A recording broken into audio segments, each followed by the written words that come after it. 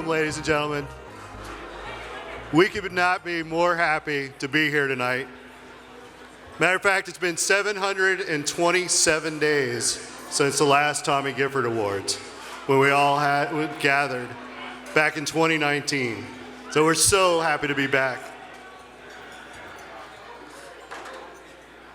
I want to thank the team here at the Westin. First off, Allison and the whole team. You guys should know that when COVID came and we had to postpone, there was no hesitation whatsoever. They postponed the date and have been working great with us ever since. So I do want to give a shout out to the Westin right away. Thank you. They did a fantastic job, still doing a fantastic job. So we're trying something new tonight. As everybody knows, over the last couple of years, we've all got new to technology and we've all got new to scanning our menus. So if you look on the back of your name badge here, everybody take your name badge.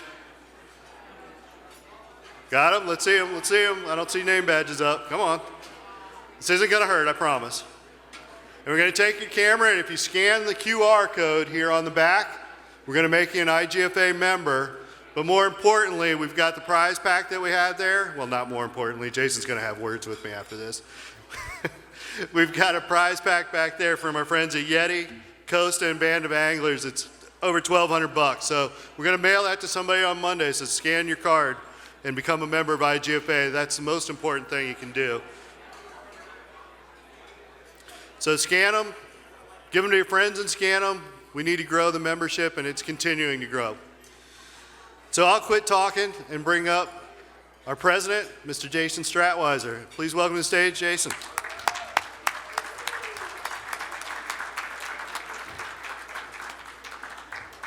Hey, Eric, while you're up here, just stay up here for a minute. Let's give a round of applause to Eric Combast, our development director. He and his team do a fantastic job at all these events. And I want to thank all the other IGFA staff that put time to work towards making these events successful. It's really great to see so many familiar faces in the audience tonight. And as Eric said, it's really hard to believe that it's been almost 2 years since we've been able to gather to celebrate this great event that we have here.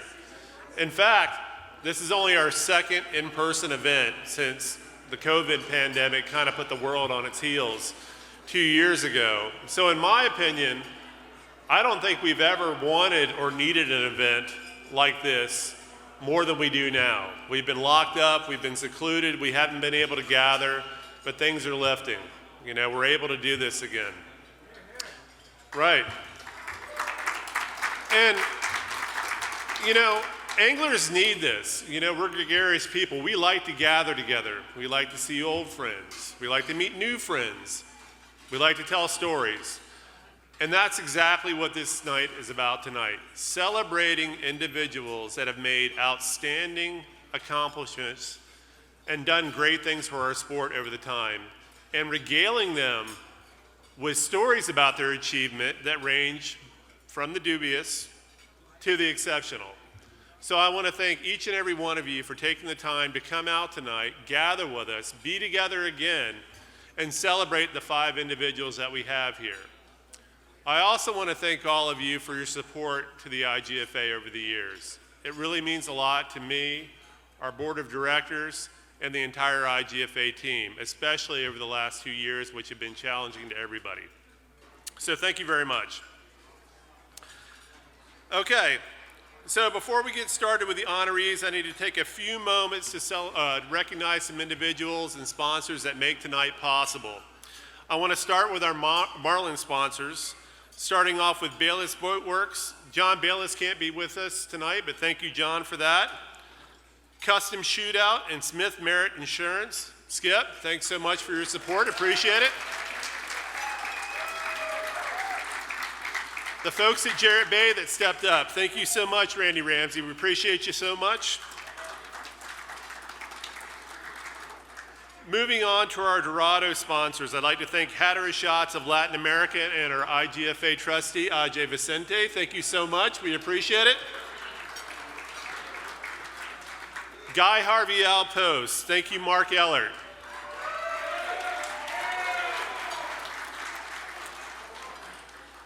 Penn and Pure Fishing, thanks to my good friend Dave Bolthice. Thanks for coming out. Thanks for supporting us. And finally, Wild Oceans and our trustee, Tim Choate. Thank you so much.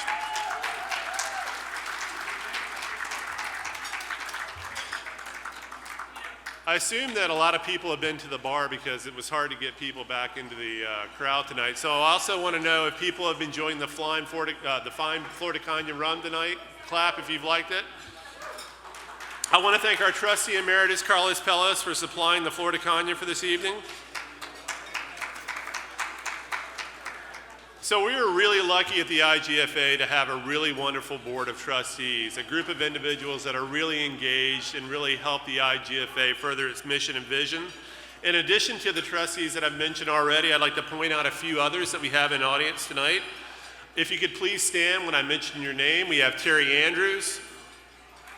All right, Terry. Our new chairman, Roy Croniker.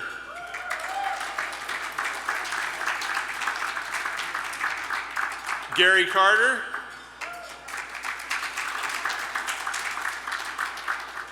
Trustee Emeritus, Guy Harvey.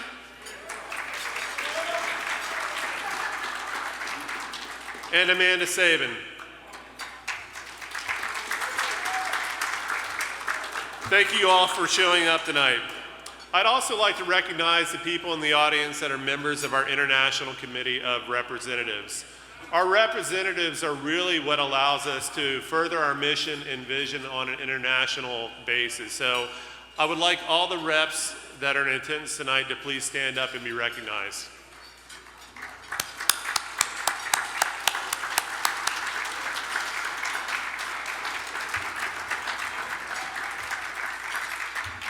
Finally, I want to recognize the people that really have made this event what it is.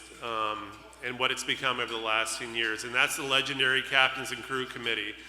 There's a tremendous amount of history and intellectual horsepower behind this committee that allows us to select recipients that are worthy of the Tommy Gifford Award, and I'd like to acknowledge each of them right now, so when I mention your name, please stand up. I'd like to start out with our chairman, Skip Smith.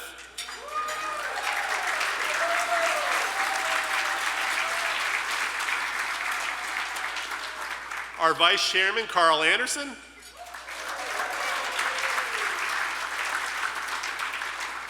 Bobby Brown.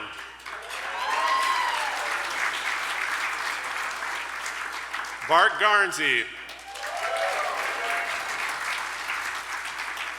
Billy Harrison. Steve Lasley. Jack Morrow,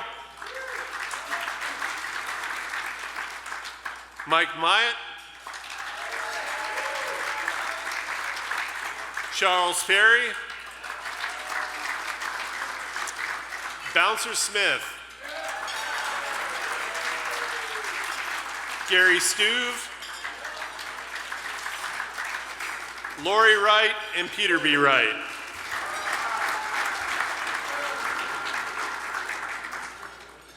Okay, it's almost time to get this party started, so in order to do so, I want to introduce our Master of Ceremonies. It's not a stranger to you if you've been here before, none other than Captain Skip Smith. Skip's record speaks for himself. He is well respected, well known the world over. He is also exceptionally humble. As the captain of Jerry and Deborah Dunaway's Madam and the Hooker, they went on a quest for 11 years in 25 countries to break billfish records. And they did a pretty good job at doing so, too. Over his career, Skip has amassed a total of 49 IGFA world records, most of them for billfish. Ladies and gentlemen, please welcome Skip Smith to the stage.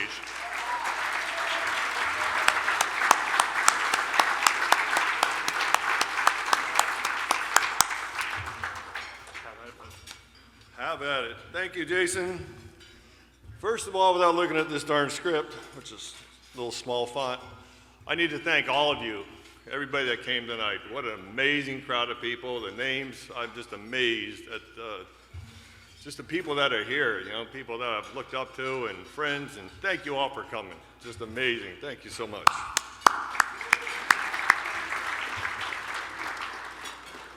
Tonight, we all will be presenting the Tommy O. Gifford Award to 6 inductees. To read from here, a little bit about Tommy Gifford. Tommy Gifford is considered one of the most innovative blue water anglers who ever lived, and one of the greatest charter skippers to ever guide anglers to the major game fishes of the sea. He began his chartering career in Miami in 1920. Gifford was the first to use outriggers on the East Coast and the first to catch Atlantic blue marlin with these new devices. This is just to name a couple of things Tommy Gifford accomplished in his career.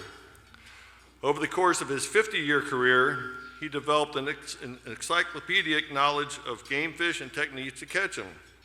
And he served as guide and consultant to some of the most famous names in saltwater angling, including Van Hampton Halen, Charlie Lehman, Michael Lerner, Ernest Hemingway.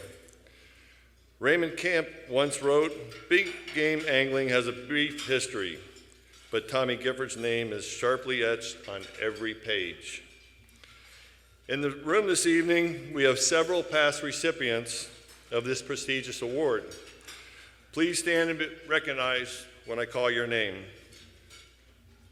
Captain Bubba Carter.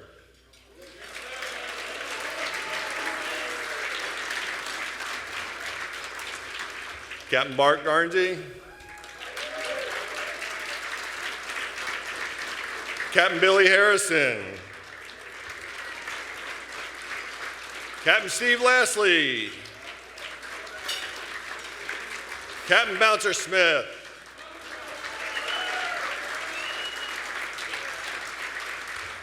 R.T. Trossett. And the world famous Captain Peter B. Wright.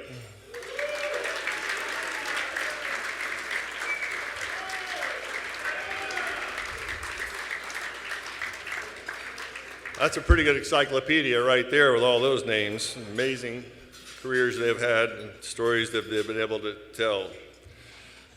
Tonight we're going to be honoring 5 new Tommy Gifford recipients. We have Bobby Brown here tonight.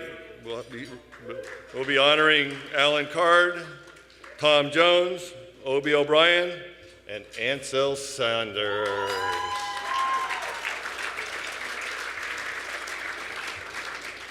The primary criteria for this award, for receiving the Tommy Gifford Award from the IGFA, is the captain or crew member must have provided leadership in their trade and have earned the respect of their peers, thus making a meaningful contribution to the sport of recreational angling over an extended period. The nominee must demonstrate that he or she has espoused the ethical angling standards stated by the founders of the IGFA. To quote Mark Sosin, "There is no greater honor than to be recognized by your peers. You cannot buy it, you have to earn it." These 6 people have. Tonight, I would like at this time to unveil the new IGFA Tommy Gifford Award Perpetual Award. As I mentioned earlier, and everyone being honored tonight or on this award, it will remain at the IGFA headquarters, and I would like to give a special thank you to Tim Choate for donating the beautiful Ken Olberg that tops the award. Here's our first one. You guys ready for some history? Tonight, ceremony begins with Ansel Sanders.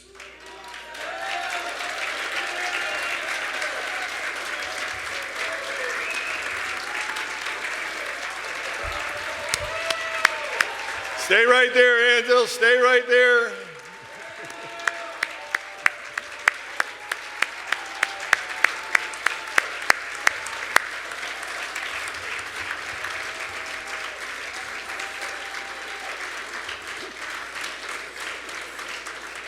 We're going to have some people brag about you first, Ansel, so enjoy your seat for a little while. This guy's a rock star. The more I read about him and learned about him, incredible.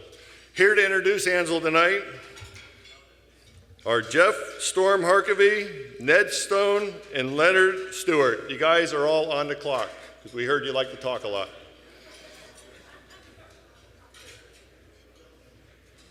Jeff Harkavy's going first.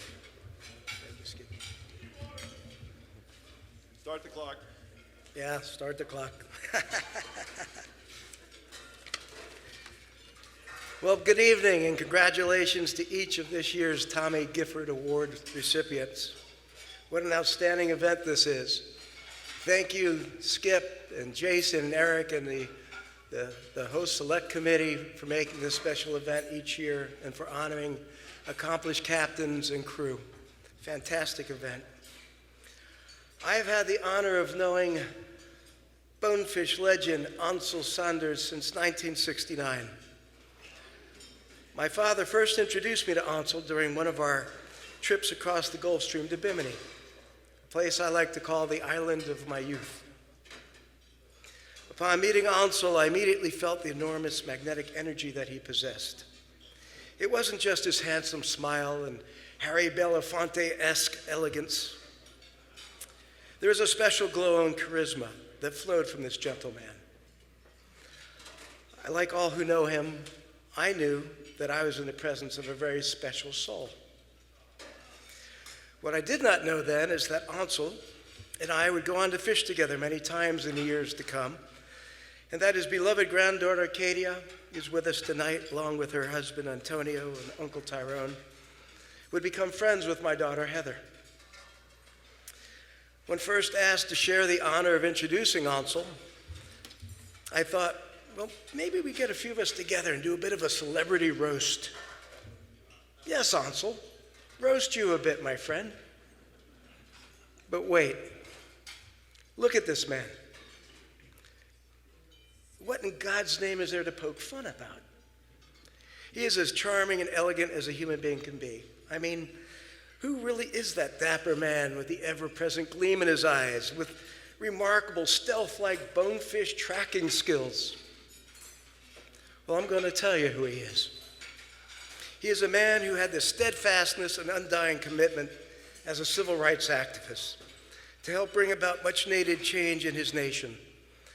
A man who helped forge a new chapter in the Bahamas where racial equality and respect for men and women of all colors would be observed. Ansel is a man who in the 1970s was politically active in his country's determination to become independent from Great Britain. In fact, he used his influence to orchestrate an extraordinary celebration on Bahamas' first Independence Day. Ansel arranged for 3 paratroopers to drop from the sky streaming smoke that was the colors of the Bahamian flag before landing perfectly on the bullseye painted in the middle of the community meeting place, which happened to be a basketball court. Whereupon these soldiers then saluted the Prime Minister of the Bahamas and handed him the new Bahamian flag so that he could take down and replace the British flag forever. Ansel is a man who during his nearly 90 years built dozens of the most beautiful handcrafted skiffs you will ever lay eyes upon. Skiffs that were so ahead of their time and so shallow in draft that my friend Chris Peterson, the owner of Hells Bay Boat Works, actually keeps one on display in his showroom as an example for his craftsmen. But wait, there's more. This great captain is one of the 60 founding members of the Bonefish and Tarpon Trust. In 1971, Ansel guided one of his anglers to the largest bonefish ever caught on 12-pound line, a 16-pound fish that has remained the holy grail for this iconic flats game fish for over 50 years.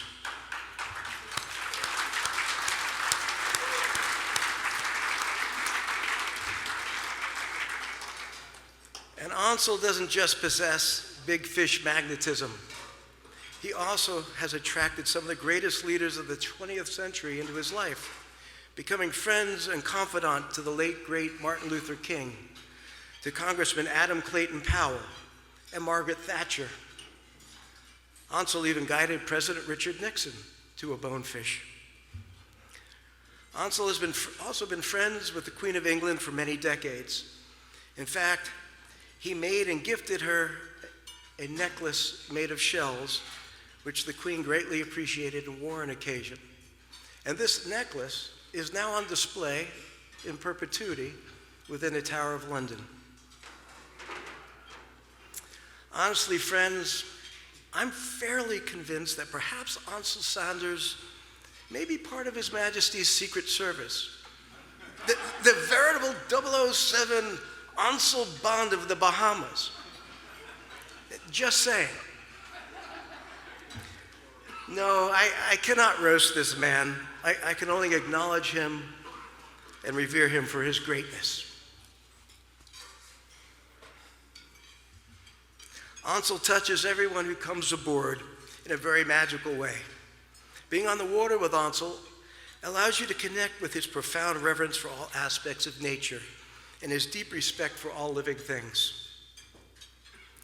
I had no idea that when I caught my first bonefish on fly with Ansel, that this experience would spark an addiction. Suddenly, the majority of my angling efforts shifted to the pristine and calm waters of the flats and to the subtleties of hunting a target species with my eyes. I've been blessed to enjoy some outstanding fishing days with Ansel on his skiff, which is aptly named the Jewel. Sometimes we fish with friends like Joan Wolfe and Chris Peterson, and other times, most often, with my girls. And although the fishing was always great fun, sharing time with Ansel and those dear to me was always the real gift. On several occasions, Ansel took us to the Healing Hole, a supremely special place where a monument honoring Martin Luther King has been placed.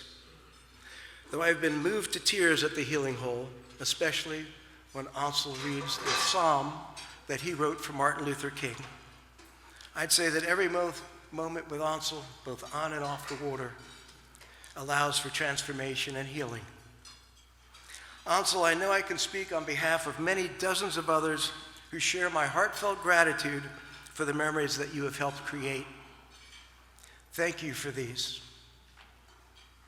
And now, your friends Captain Ed Stone and Leonard Brave Stewart want to share a few words before you come up as well to the podium. Congratulations, and God bless you, my friend.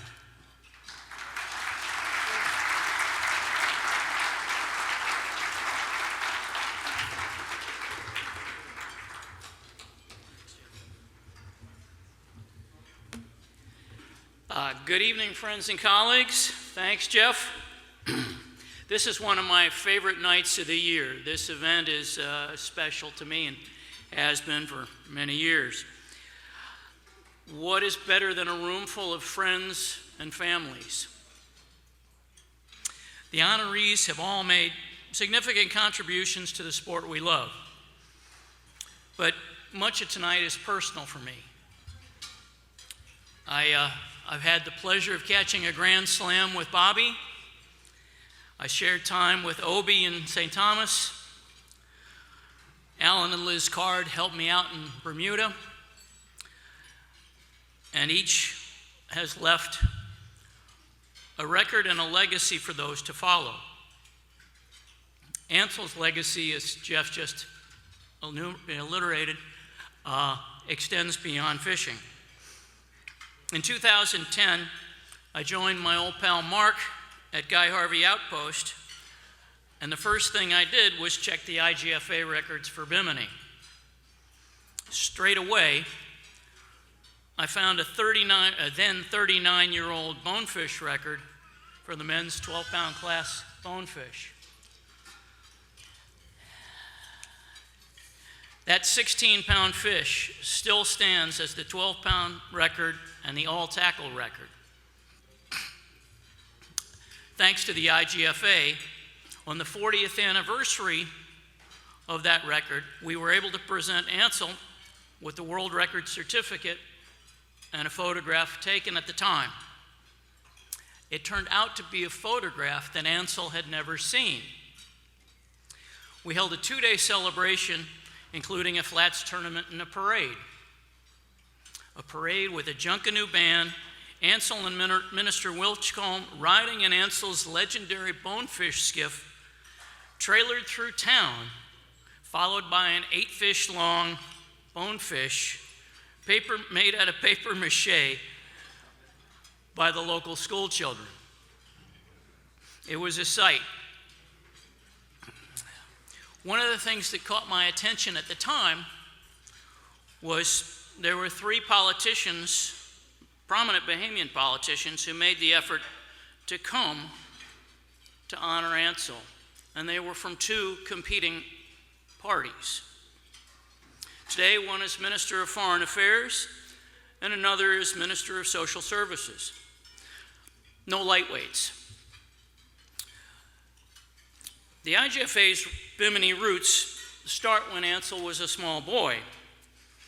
Like most of us today, Ansel would hang around the docks and remembers Tommy Gifford bringing in big fish.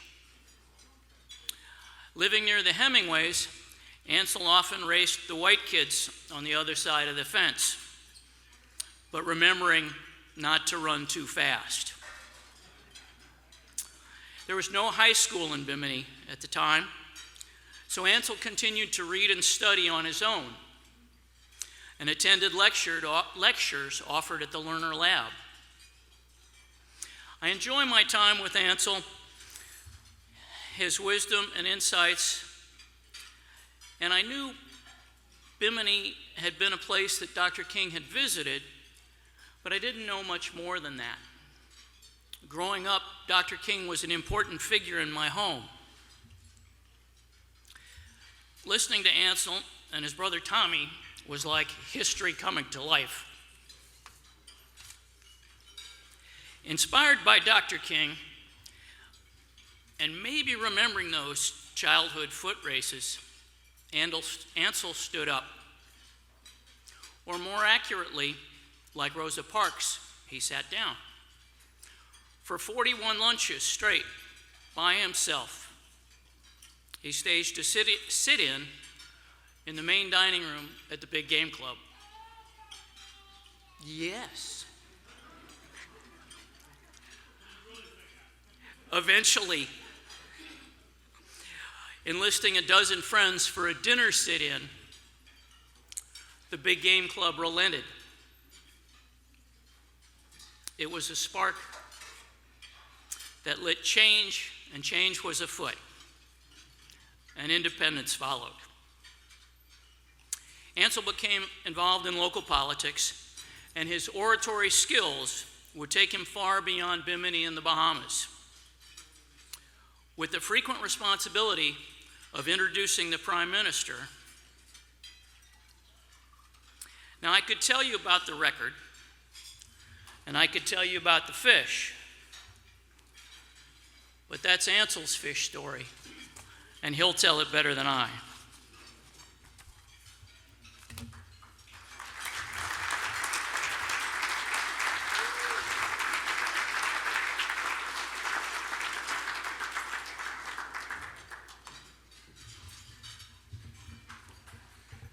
Good evening.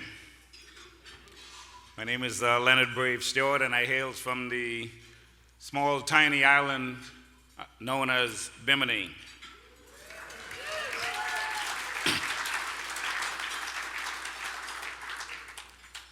Tonight, Jeff, along with Ned, basically said what I was about to say. But not to repeat what they've said about Captain Ansel Sanders, I'm going to go a little bit further and say I've known Captain Ansel Sanders all my 66 years living on the island of Bimini. As a youngster growing up on the island, we mentored fishermen. By the way, Bimini is, for some of you, known as the fishing capital of the world. We're all sorts of records, and we have our very own Ansel Sanders, whose records was mentioned earlier, still stands today. But this evening I come to give respect to Captain Ansel Sanders and to the Biminites and for all those people that reside on the island of Bimini. I would just like to say that greetings comes from the Honorable Prime Minister of the Commonwealth of the Bahamas, the Honorable Philip Brave Davis, Member of Parliament for Rumkey, Cat Island, and San Salvador, who was just newly elected Prime Minister of the Commonwealth of the Bahamas, September 16, 2021. Also, greetings coming from the representative from the West Grand Bahama and Bimini, the Honorable Obadiah Obi Wilchcombe, MP for Bimini, West End, and Cat Key as well. Tonight, as was mentioned, Ansel as a mentor. You know, in South Florida, you have the Boys and Girls Club. In Bimini, Ansel Sanders with his late brother-in-law, Boysel Cox, they form an organization called the Bimini Youth Building Club. And from that club, they had a baseball team, which I was a part of, and so many others on the island, where we were able to travel to Freeport, and we were able to play locally on the island of Bimini.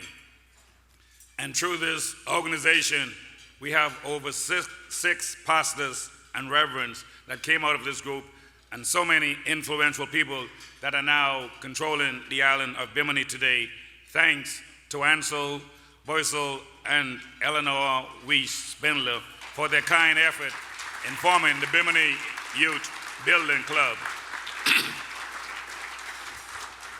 Ansel was an avid sportsman as well in the baseball world, where we played baseball.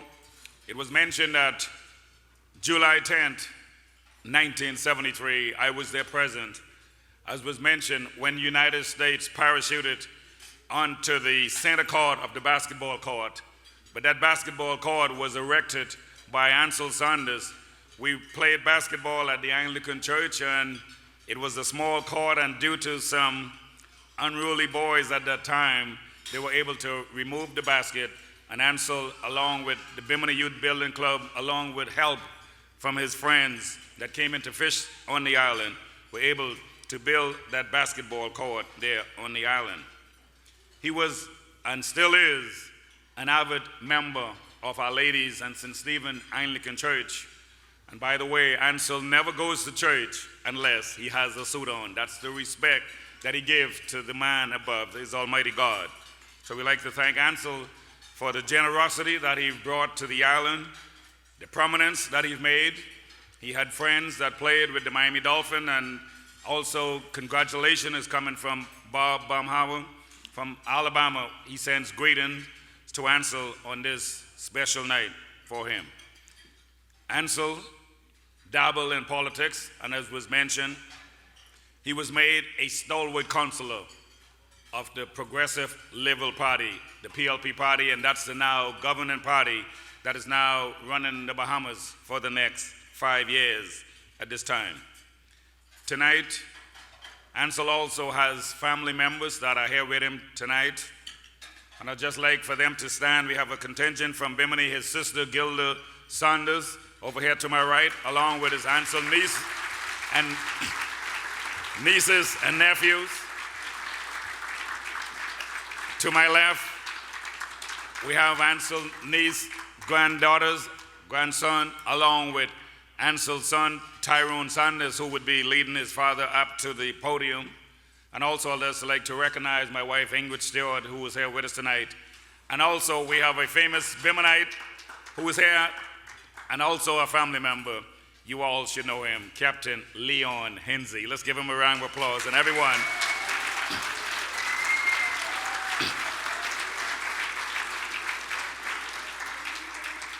And as they say in the churches, the next voice that you would hear coming from, you would hear from Captain Ansel Sanders, the legend from Bimini. Let's give him a round of applause as he comes. Ansel Sanders.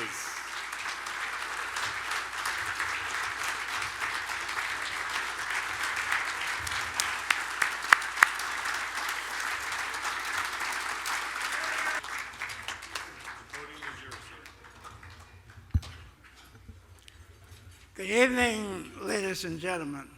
I'm a little hoarse tonight, but I think I could be able to say a few words. I'm so happy to see so much people from all walks of life is watching what you're doing. When you think nobody is looking, everybody's looking. You're writing your own history every day. Whether you know it or not. So when I thought nobody looking, all you all always looking. That's why I'm here tonight.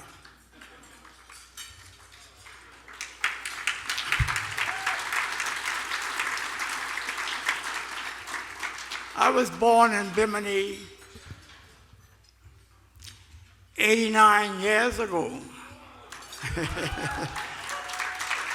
My family came from Scotland, descent from Scotland, and we were some of the first settlers in the island of Bimini. We were all boat builders. I used to build boats for a living, and I came from generations of boat builders. I know there was a man, the name was Bonefish Sam. He was my brother-in-law. And every time we had some time off, he used to carry me over the flats and teach me how to bonefish. And it made me able to bonefish, made me able to build my house at a very early age. The house was sort of a model for other people to go by and admire. So they built houses similar to my own.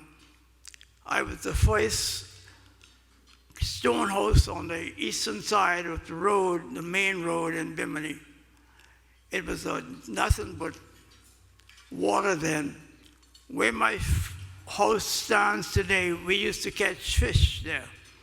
So it was filled in, and I was able to supply, by digging the harbor moat sand, was able to fill it in and supply a lot for many, many fishermen. In my boathouse, that is a landmark in Bimini right by the basketball court. They always refer to my house as the boathouse. I used to build skiffs that I used to bring to the United States. And even though they were only 15 feet long, I used to have more visitors and the rival witches coming to see my bonefish skiff.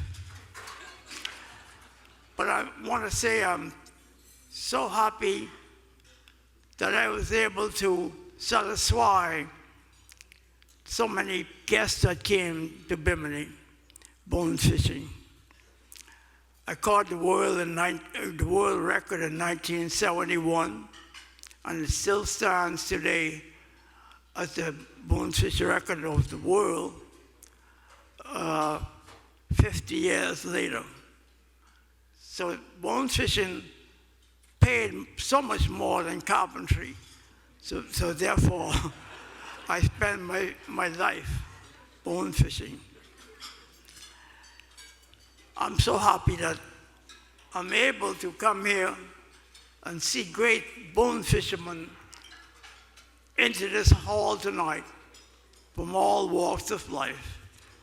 I fish people from Australia and also from Canada, from Los Angeles to Miami. And they all said that the fishing was one thing, but when I say a psalm that I wrote was another, I brought tears of many, especially women, tears of joy, because where we go fishing, there was a creek there called the Bonefish Hole. And when you get in there, I tell them about Dr. King, and I have a statue there. And you could feel the presence of God there, especially as you go bone fishing 5 o'clock in the mornings. I used to go before the sunrise. And it seemed as if God loved bone fishing, because you could really tell the presence of God up there. When you catch a bonefish sometime, it brings tears to your eyes. When we hooked that world record bonefish. He was around the big mangrove, we call it, and there was 3 bonefish there. And I throw the line, I directed the angler to throw the line exactly where I wanted it to fall. Presentation of throwing the bait is everything to bone fishing. If you present the bait right, 95% of the time you will get a strike. The bonefish that we caught for the world record run off 230 yards of line without stopping. He brought that's 700 feet. He brought the line spool to the knot. One more kick and he would carry the whole thing because there's no more line to give. And that was 71 years ago and it still stands.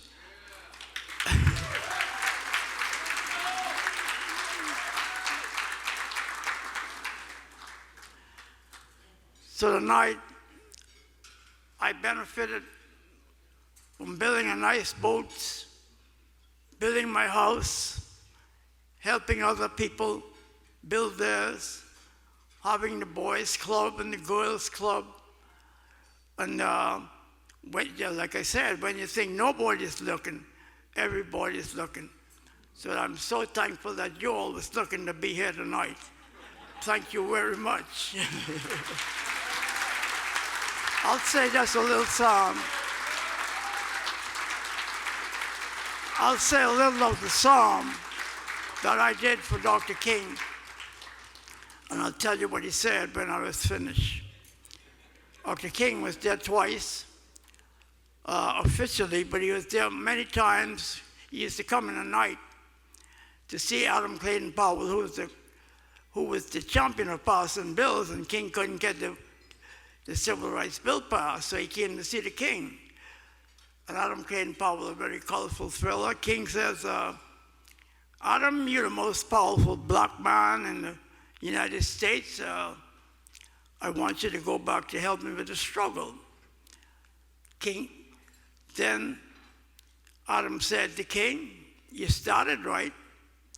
I am the most powerful black man in the United States, and don't you ever forget it. I passed more bills than any man in history. 66 pieces of bedrock legislature. Never lost a bill in Congress. Had soup lines in Harlem. I paid my bill. And King looked at him and said, Adam, you never finished paying your bill. You never finished paying your bill.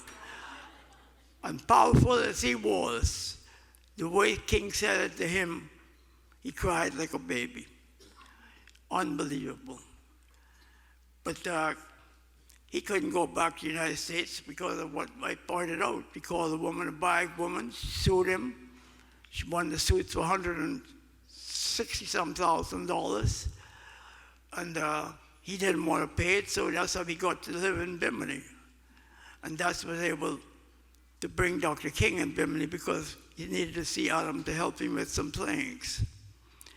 But tonight, I can't forget to thank you all for coming and watching while I thought you wasn't watching.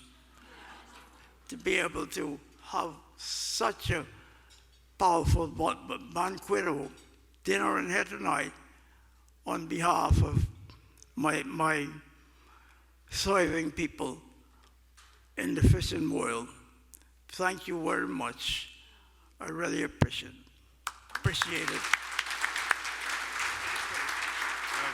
Amazing. I'm gonna take this off for a picture. Step over this way and we wanna get it started.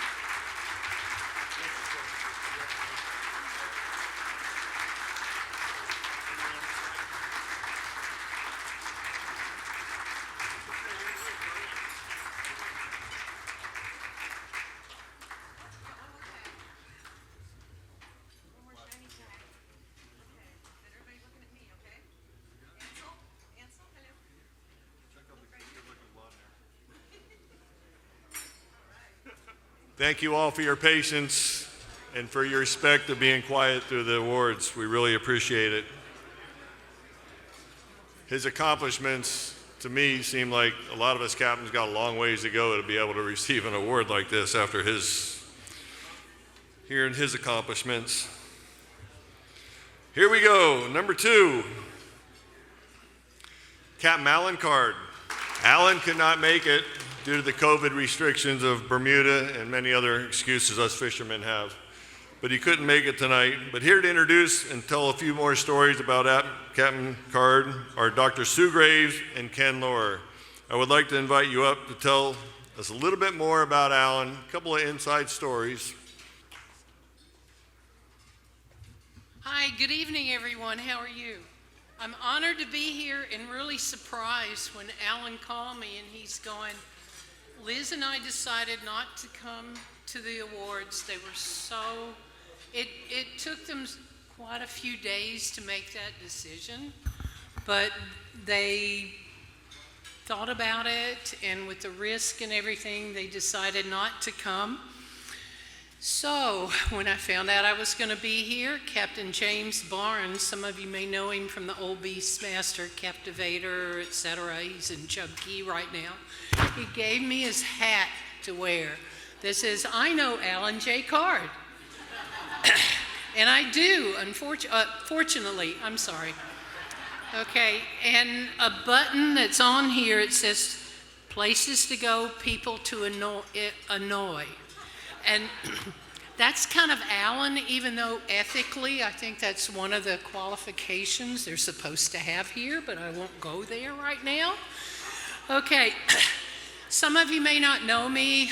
I was a scuba diver and ran the marina at Walker's back in the 80s, so some of you I know from there. Others I've kind of met along the way, just doing some fishing tournaments, and a lot of people are really excited that Alan's here, and unfortunately they cannot be here, such as Raul Miranda, who started some of the tournaments in Bermuda that Alan also helped with. And I have known Alan since the 1980s, and I read in his bio he's been fishing for 40 years, and I'm going, oh my gosh, I met him right after he started fishing. But anyway, a couple of things about Alan is he will do anything to help anybody at any time. Liz, his wife, emailed me a few things and said, Sue, every time at the drop of the hat, if anyone was in any trouble in Bermuda, guess what? Alan got on his boat and went out to help. Many of you would do the same thing. You know, we've got such a great community of sport fishing individuals and everything. And Alan's got, you know, just such a great family. I've been fortunate enough to stay with him. And Alan called me a couple of nights ago and he said his cat was annoying him. And I'm going, but you annoy a lot of people. Well, we won't go there. But I remember when I was staying with them 16 years ago, he had just gotten that cat as a kitten. And I'm going, what a story. And you would not know that Alan has birds and cats, and he's just kind to animals. And a lot of stories are about him, and I know he's going to talk about himself. I have not seen his video.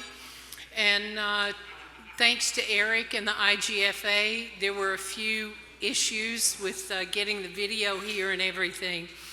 But a couple of things that I want to say about Alan is he's so kind and will do anything. The only time I ever really saw him scared or terrified was when his son got the blue marlin sword in his chest. Alan was 15 miles away from the hospital in Bermuda on his boat. To make a long story short, Ian was fine, no problems. Ian's still fishing, etc. However, some of you may remember the Bimini days when Alan was over there, and yes, he fished, etc., but I thought that this is typical Alan Card. Leonard, I don't know if you remember this, but Alan went over to one of the locals and rented a rooster for the day, and he borrowed a leash from a Pomeranian on one of the other boats and put the leash around the rooster. Now, the rooster was never hurt. It was returned in one piece, but the rooster wound up on the flybridge of one of the sport fishing boats during the Bacardi, tied up. Of course, as soon as the sun came up, the rooster's crowing, waking everyone up and everything. But the thing about it is that the owner of the boat where the rooster was thought it was hilarious. He laughed and laughed and laughed. Well, he didn't have to clean up the mess, his captain did. So his captain was pretty upset about Alan. But anyway, how many of you actually know Alan Card? You've already met him and stuff? Yeah, we've got a lot of people who do know him. Do you know his nickname is Stud Muffin? I'm not going to tell you how he got that name. You'll have to email him or call him, okay? But just remember Stud Muffin. And it's not a bad thing, okay? The other thing that I wanted to say is the sport fishing community is a really tight community. All of you will pretty much do anything and everything for anybody at any point in time.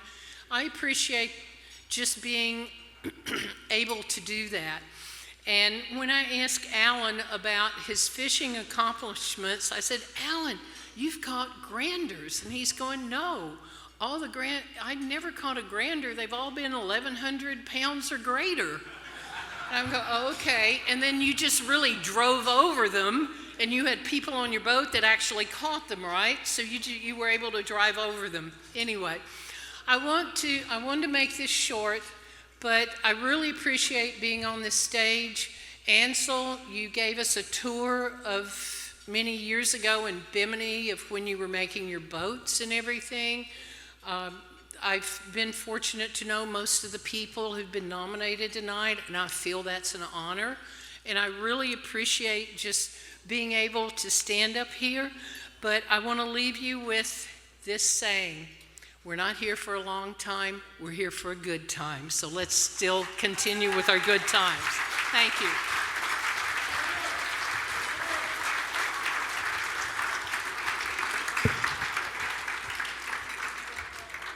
Did Ken Lohr make it here? I don't know if I ran into him or not. There he is. Dr. Graves said she hadn't run across you yet, so I had to double check. Good evening.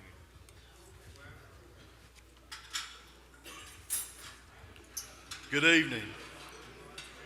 It's truly an honor to have been asked by Captain Alan Card to join Dr. Sue Graves to represent him in this awards banquet. I cannot think of anybody more deserving to be recognized by the IGFA.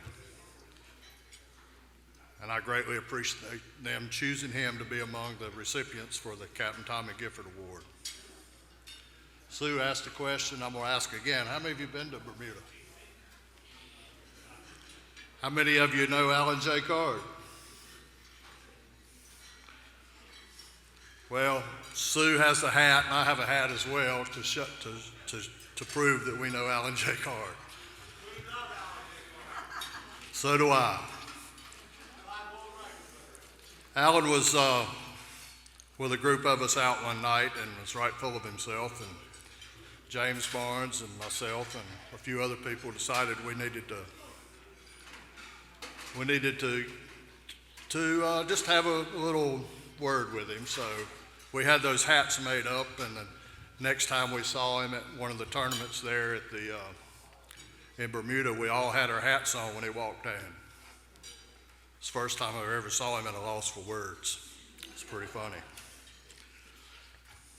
In 1992, the boat I was running, a 54-foot Ricky Scarborough called the Whopper Stopper, and 4 other U.S. boats, the Subaru, the Captivator, the Temptation, and the Trophy Box, we all made the journey to Bermuda. My boss, Ronald Stone, had always wanted to experience incredible blue marlin fishing in Bermuda, and so off we went. I'm not sure what precipitated the other 4 boats going, but to my knowledge, it was the first group of U.S. boats to invade the island. I was very proud to have been a part of that, and I think the number of visiting boats has grown to more than 60 in recent years. Besides the incredible blue marlin fishing, the people of Bermuda were the best part of the trip. Many of them have become great friends. One of them is Alan. I cannot think of a better ambassador to Bermuda than Alan J. Card. He was one of the first to welcome us and bent over backwards to help all of the U.S. visiting boats. Alan is just that way. As Sue touched on, he never hesitates to lend a hand to a boat in distress, whether they call him in the middle of the night or Harbor Radio gives him a call. He's always out there to do what he can to help. A little history of Alan. Alan started his career in 1967 as a boat captain. He reminded me just the other day he's been fishing longer than I've been alive. Some of Alan's fishing achievements are the first swordfish for the island, first bluefin tuna for the island, first blue marlin over 500 pounds. In 1982, an 1,130 pound blue marlin. 1989, 1,190. 1993, 1,195. And he still holds the Blue Marlin World Cup record. In 1995, an 1,153 pound blue marlin, and 2 weeks later, 1,162. 2002, 1,199 blue marlin, and in 2016, 1,289. Although I'm told there's an asterisk by that one.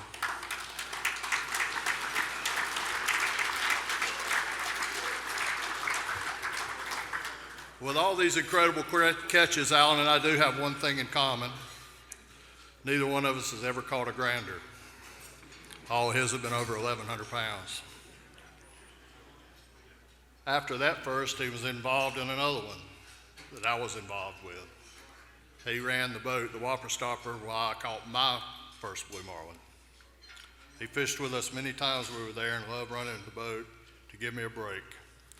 It takes someone who really loves sport fishing to take their day off and go sport fishing. The blue marlin did get some revenge on him a few years ago.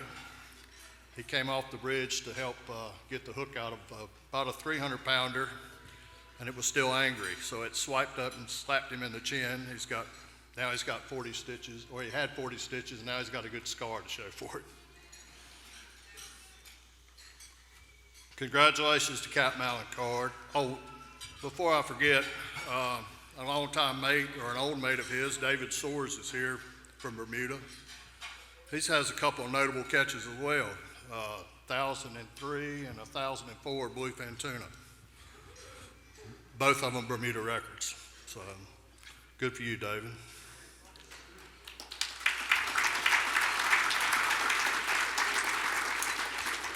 Congratulations to Captain Alan Card, and thank you for the IGFA for honoring my friend. By the way, Alan asked me to say hello to Captain Bobby Brown and to congratulate him and all the other recipients as well. Thank you.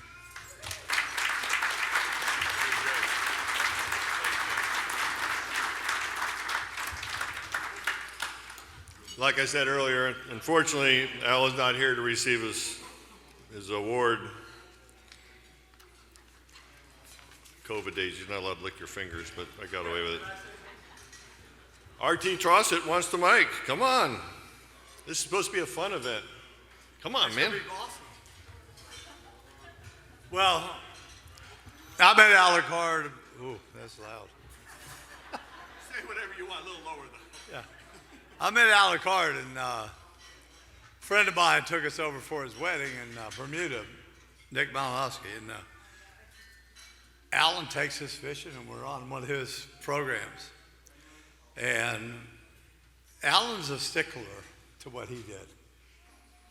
And he took us out fishing, and we're starting to chum, and he's throwing 2 mahua. That's a little tiny glass minnow. And here's a veteran Key West guy thinking he knows everything there is about Bermuda. And he's throwing 2 mahua and a piece of marlin meat.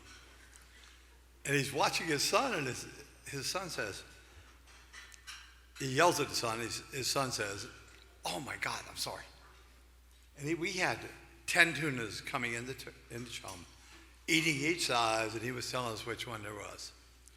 And it was unbelievable what he knew about dead bait chumming. And from Key West, I'm going like, we just need live bait, we just throw it all. But from that point on, I learned so much from that man.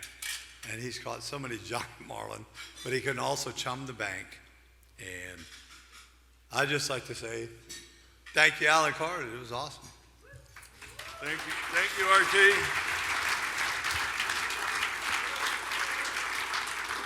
I sent a charter to Alan, and the guy showed up with his 6-year-old daughter, and I told him, I said, you know, watch it, Alan likes to talk a lot. The 6-year-old daughter went up on the bridge. He finally sent her down. She won. Hard to believe.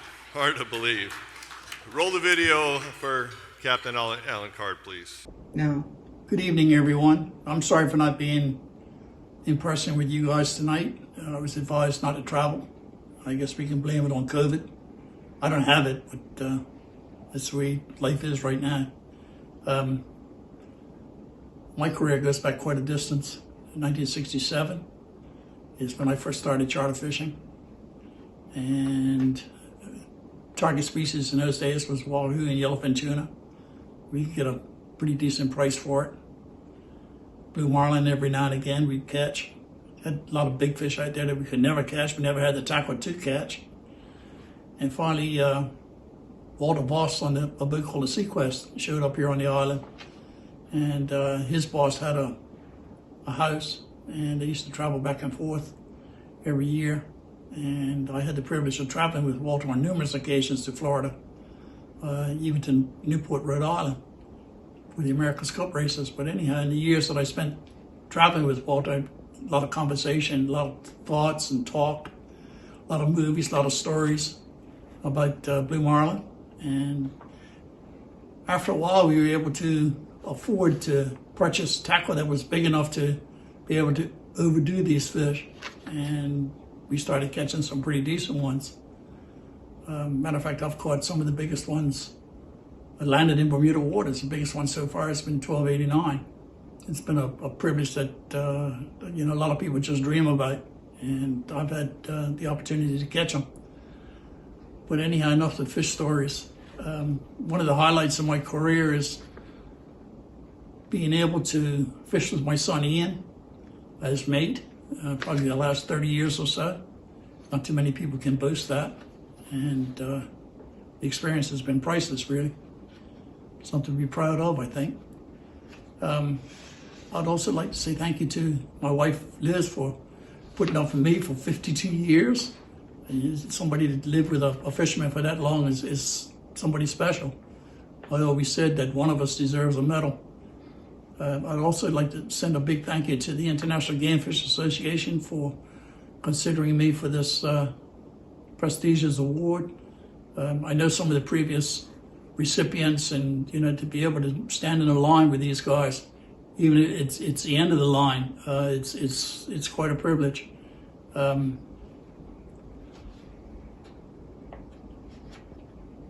Special thanks to Sue and Kenny for the introductions and receiving the award for me. I told Sue that I'd look after it. She can't sell it or eat it, so I don't know what the hell's going to happen with it. Somebody asked me one day when I was going to retire, and I said, what would I do if I did? Go fishing? And I think realistically, as long as the boat floats and I can climb the ladder and turn the keys, we're going fishing. Anyhow, be safe, everyone, and thank you very much for the kind words. And I wish you all the best. Be safe, and may you all have high jumpers and tight lines. Thank you.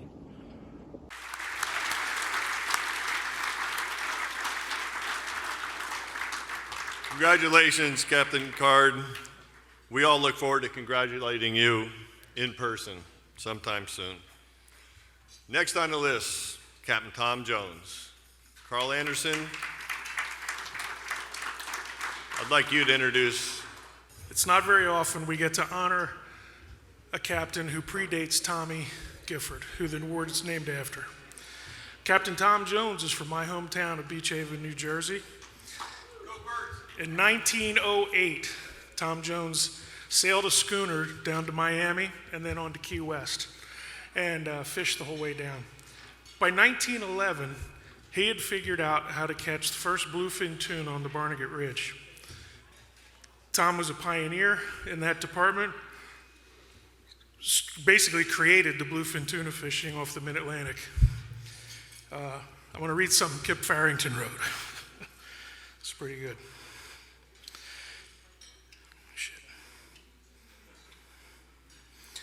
1935, Kip Farrington in the Atlantic Game Fishing, his book, Atlantic Game Fishing.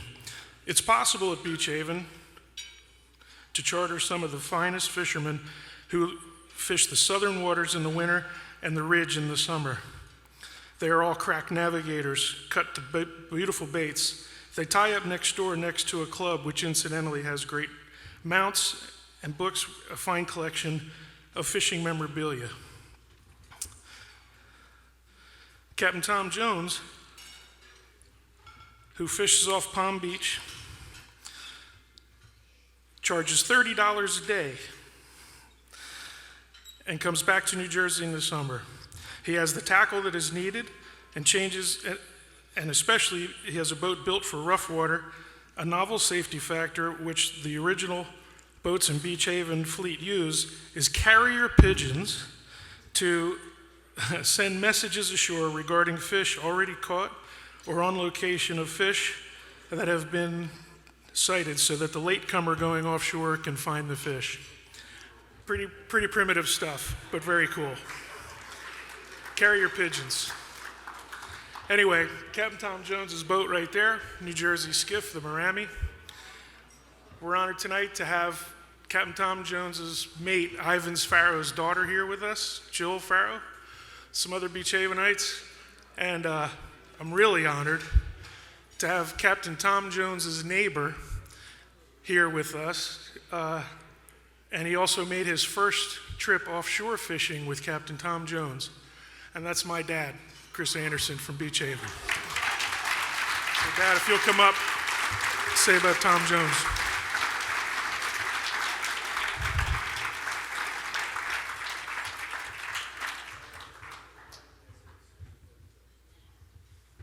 This is really early game fishing stuff. It's really cool. There's a lot written about Tom Jones. The guy was unbelievable. And pretty special that he comes from our hometown of Beach Haven. Really fishy spot.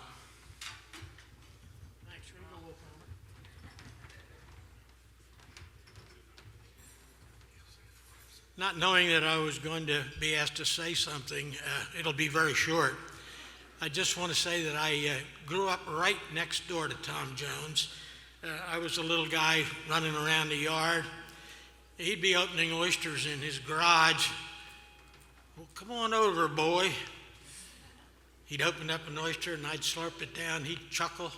I could still see that chuckle and a gleam in his eye. He just loved it. Anyway, I had a chance to go. I'd gone to sea many times with my dad off to surf in a pound boat, commercial fishing. But when I got to be about 8 or 9 years old, Tom agreed to take me out offshore fishing. And he was waiting for a special good party, family party, that wouldn't mind a ride along. So I caught my first, what we call albacore up there. Down here you call them boneheads, I guess. But that was a thrill for a young kid, about 9 years old. And that got me hooked on sport fishing. And it wasn't too many years later, I started at 13. My first job as a mate on the charter boat. Caught an awful lot of school tuna.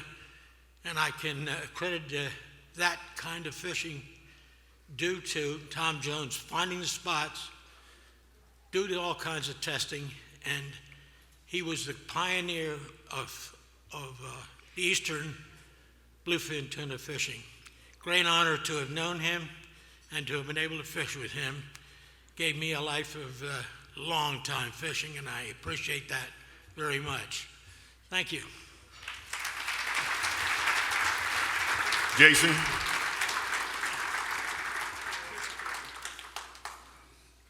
We're very happy to present the award to Tom Jones, to Chris, to accept it tonight. Thank you.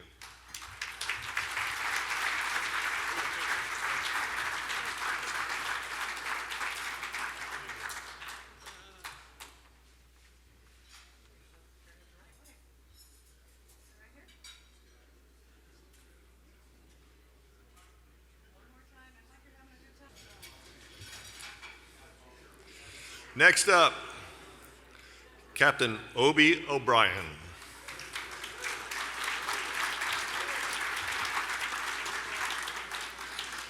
Here to say a few real kind words about Captain Obi are Captain Bart Garnsey and Charles Perry. Bart, come on up stage, start us off.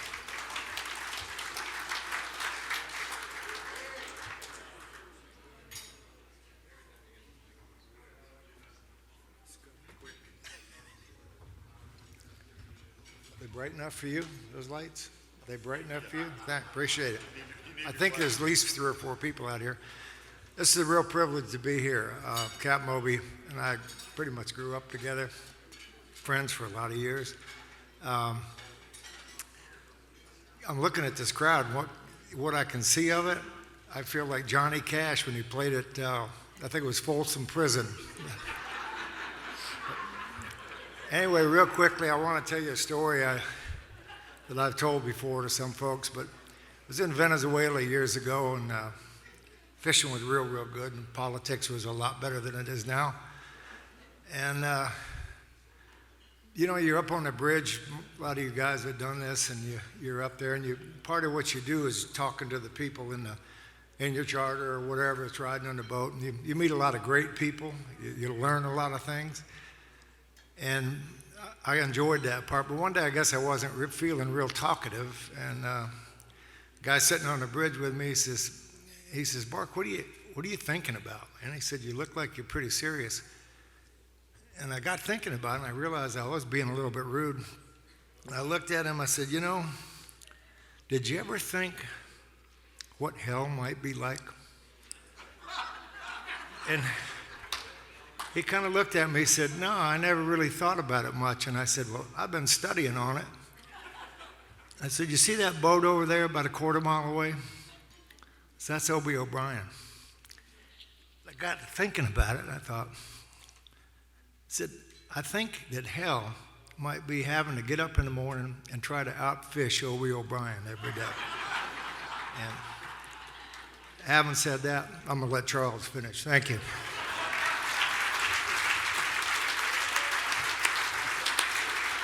CP, come on up.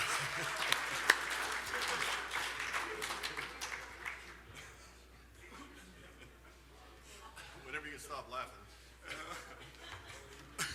Unfortunately, I can't compare with that. I never could. Never have been able to. I got one quick story to tell about, I fished one season. Probably, I fished quite a few seasons down in St. Thomas, and probably the best season I fished was with Captain Obi O'Brien. And Ray Walters, which some of you probably know, who is quite the character, he and I were working on the deck for Obi, and we called it Obi Tech. And it was not being facetious, and I think Obi got the word that we were calling it Obi Tech. And I went up in the bridge a few times, and Obi stayed in the bridge. He lived in the bridge. He didn't come down for anything. And so I was up there one time, and he would point at the rigger, and he'd say, you know, he'd turn and go down and see or something. He'd go, move the rigger line up this far. Well, sometimes it would be this far. And so I would go, there's got, you know, he's doing that for a reason. So I went up in the bridge one time, and I said, Obi, I want to know, what is this about? And he thought I was being you know, at first, and I said, no, Obie, I'm not trying to be funny. I'm serious. You're doing this for a reason. I want to know because I want to learn. And from that time on, Obie taught me more about lure fishing in one season than I've probably learned forever, even working with Bark. But the one quick, I've been taking too long, aren't I? The one quick story, Ray Walters, if any of you know him, he likes to gamble on everything. Ray Walters will gamble on whether the sun's coming up or not, or what time it's going to come up. Anyway, there was, Obie, don't come off the bridge. And so one day I said, Ray did not know Obie like I did. I had known him from Hillsborough and I'd known him quite a while. And so Ray says, I said, I tell you what, Ray. He said, how come Obie never comes off the bridge? I said, I can get him off the bridge. He said, no way. I said, well, you want to bet on it? Yeah, $20. I said, you got it. So I had been out on the 10 days on the dark of the moon. I had been out with a friend of mine, and we had been diving around the golf course, and I had a whole thing of golf balls, and they were all scarred up. So I led Ray on quite a bit and got him all cranked up. So we had a $20 bet, and I went out there in the corner of the cockpit, and I picked up our little baseball bat that we had that we clubbed the fish with if we were going to take them, which didn't happen very often. And so I threw this golf ball up, and I would swing, and I'd miss it, or I'd foul it off. And I knew Obie couldn't stand it because I knew that Obie was a terrific baseball player. He probably could have played pro ball from what I understand. And so Ray didn't know that. So I would foul them off, and I would miss them, and they'd fall on the deck, and I'd say, I'm sorry, Obie, you know, and I'd pick it up, and I'd try another one. Well, it wasn't long before Obie said, come on up here, Charles, drive this boat. And Ray was standing under the ladder, and I walked up the ladder, and I went, $20. I got Ray on the 20. Obie came down there and didn't miss a one. And he was knocking them like in left field, I mean right field. He didn't miss one. All the balls went out there, and he came back up in the bridge.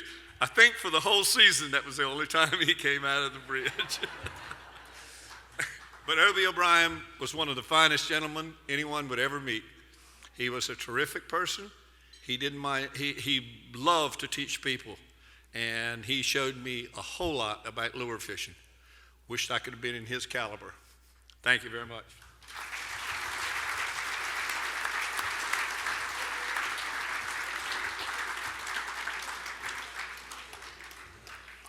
Thank you, Bart. Thank you, CP. Unfortunately, Captain Obie O'Brien passed in 2020.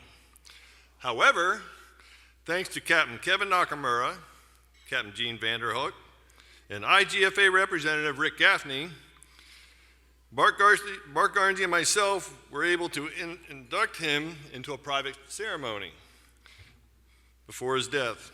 It was a truly touching evening, and I want to thank everyone that made it happen, especially Jason, IGFA. Thank you so much for that.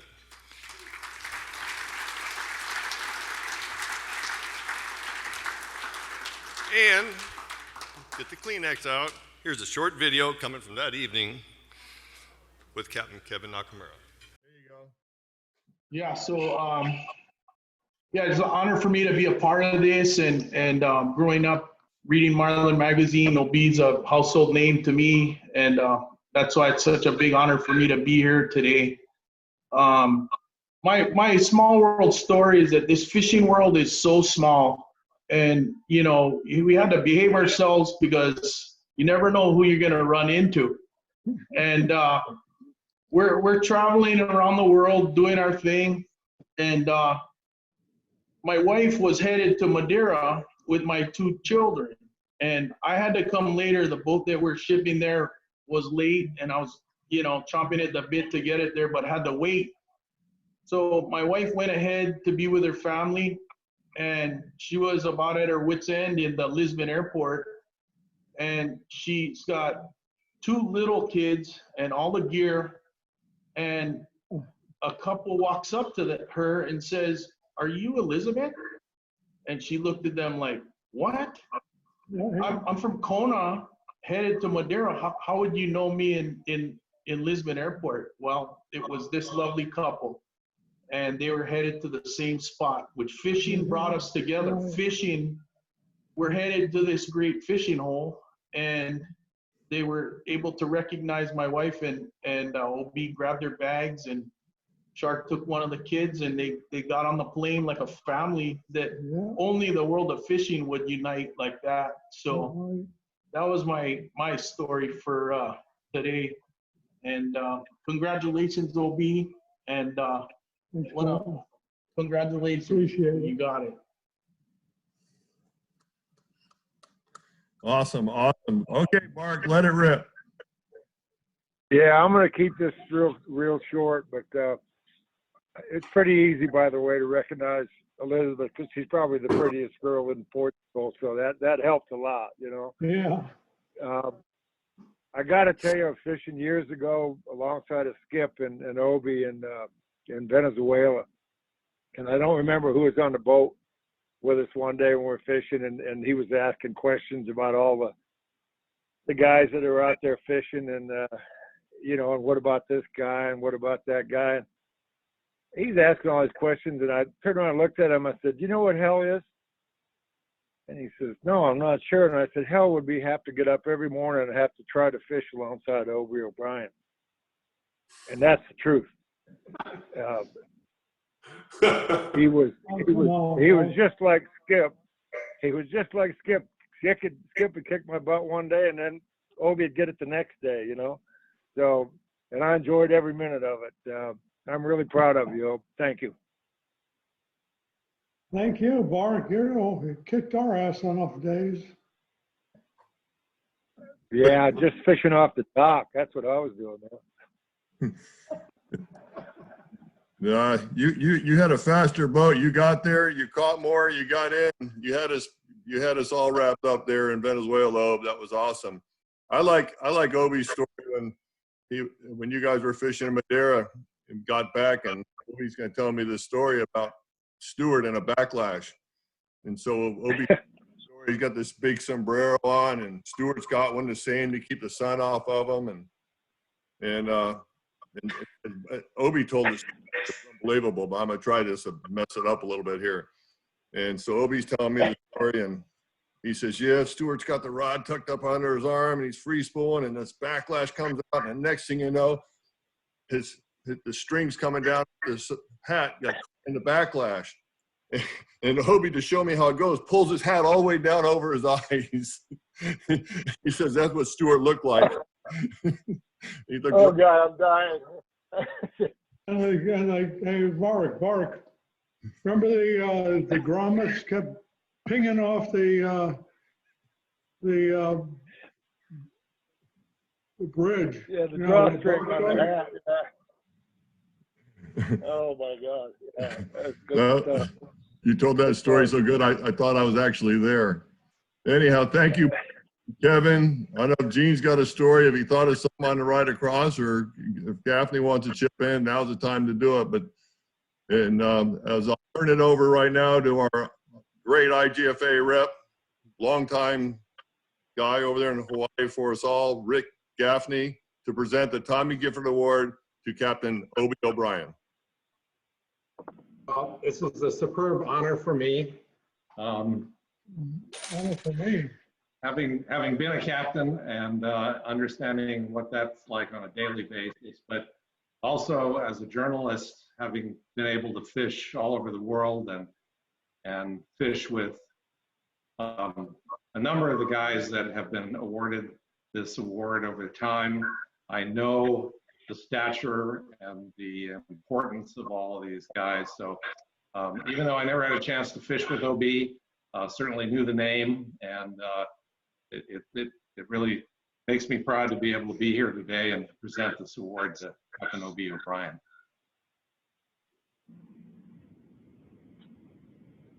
Obi, what do you got to say? I gotta say, it's a tremendous honor to receive this.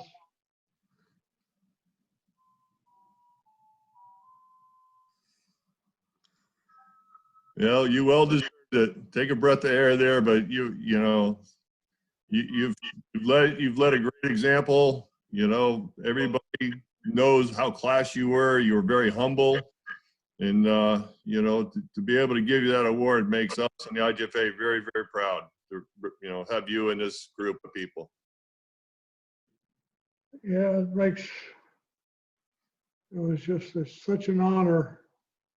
We tried to do it the right way all these years, you know. You did it. And to have to You did it. have to compete against you guys, you know, Skip, Bark, and it's a real honor to receive this. You're a very humble person, and you're very humbled again now, I can tell. This Tommy, you know, this great Tommy Gifford Award. Great fisherman and great guy. You're our Tommy Gifford right now, Cap. Well said. Yes, absolutely. Thank you. Is Gene there? Yeah.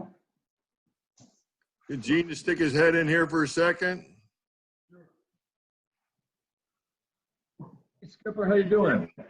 Good, good. Thanks for coming out and representing all the best captains we have over there. We hope to see you over here during the boat show here real soon again. Well, it's an honor to be here, like everyone said, and OB is obviously very deserving of this award. Gives us all something to aspire to our whole careers, and I'm just honored to be here with everyone. And congratulations, OB. Good job. Good job, buddy. And you guys should see his house. This is a pretty good digs he's got going on here.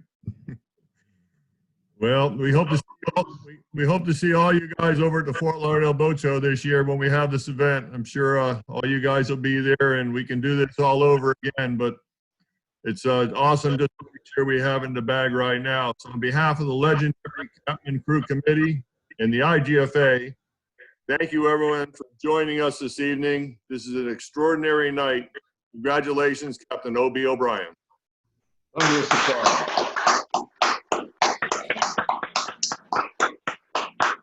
Those guys made a drive all the way from Kona over to Hilo to do that for us.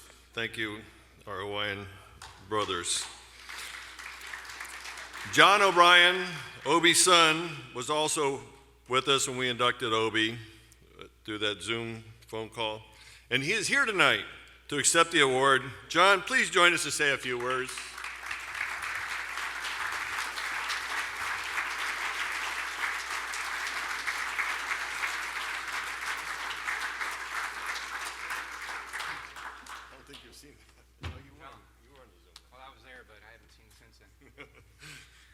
Wow, this would have been a lot easier if it was before the video. First off, I know what you're thinking. John looks really old. I don't normally have a beard, but I thought I would do this in honor of my dad, since he never in his life went without a beard or a mustache after like 20 years old or something like that. We actually look a lot alike. Somebody, I think, thought that I was him. But the difference is he had no neck, and mine is more like a giraffe. I idolized my dad, and I was so proud of him. I was proud to look like him, and I was proud to be called Little Obe as a little kid. My Uncle Jim, some of you guys know him, Jim O'Brien, my stepmom Charlene, they really wish that they could be here. My uncle is battling prostate cancer, and Charlene is in Hawaii and couldn't make the trip. On behalf of our family, I would like to thank the IGFA, the committee, specifically Skip, Jason, Bark, Kevin, Gene, and Rick. You guys getting this done while he was still alive meant so much to him, and it meant so much to us as a family. To be recognized by the best of the best as one of the best just meant the world to him. He never set out to win an award like this, but I can guarantee you that he set out every day to kick your butts. Those of you guys who didn't know him that well, he was really mild-mannered and quiet. But those of you who didn't know him real well, he was a fiercely competitive person, super passionate about the sport, and loved just getting after it every single day. Brought some notes just in case this happened.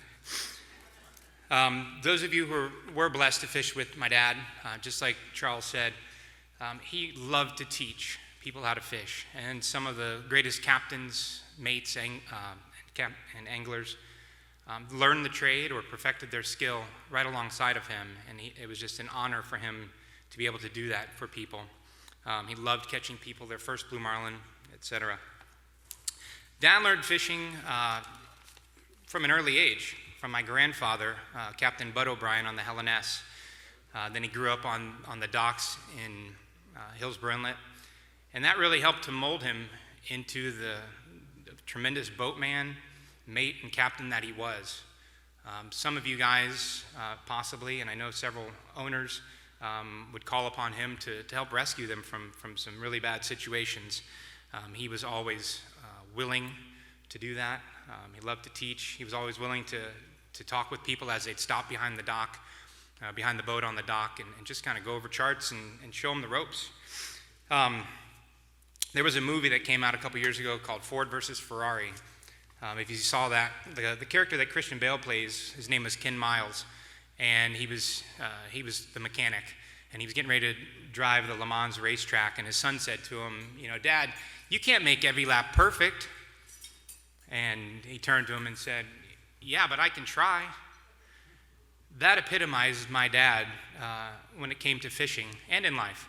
He wanted to make every tack perfect. He wanted every bait to look perfect, just like Charles said. And Charles, I'm sorry, for having to undergo that, where, come on, raise up the pin, bring it down. Yeah, he would do that all the time. It was funny, but it was true. It made a difference. Instead of telling fish stories, my dad went out and caught the biggest or caught the most. He didn't have to embellish. He was a truthful man, a very honest and kind man, and he was willing to lend a hand to whomever. He was my idol as a kid. I remember the dates of his accomplishments each season as if they were printed on the back of a baseball card. It's one of the ways I tell time. Little boys love to talk about their dads and kind of compare who's got the best dad, my dad's greater. But in my case, mine actually was.